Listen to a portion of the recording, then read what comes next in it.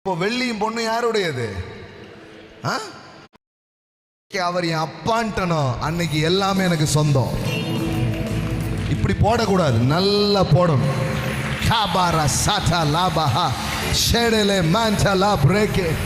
ஆமென் ஆமென் ஆமென். இப்போ இப்போ இப்போ வெள்ளியும் பொண்ணு யாருடையது?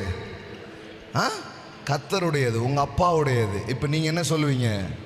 இதுக்கு முன்னாடி அவரை தெரியாமல் இருந்தேன், இப்போ நான் அவரை என்ன ஆயிட்டோம்?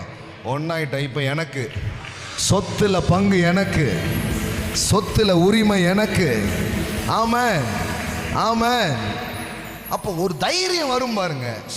எந்த ஆசீர்வாதத்தையும் சுதந்திரிக்கிற தைரியம் எதில் இருக்கு தெரியுமா? உறவு.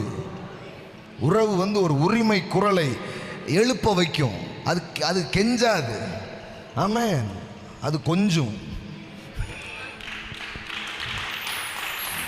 ஆமென். அங்கு கெஞ்சல்கள் இல்லை, கொஞ்சல்கள் மட்டுமே.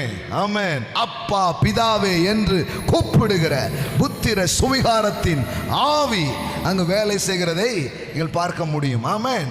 இப்போ அப்பா சொல்றாரு பையனை பார்த்து, வாழ்க்கையில் எதுவும் கிடைக்கலன்னு வருத்தப்பட்டு இருக்கிறியா?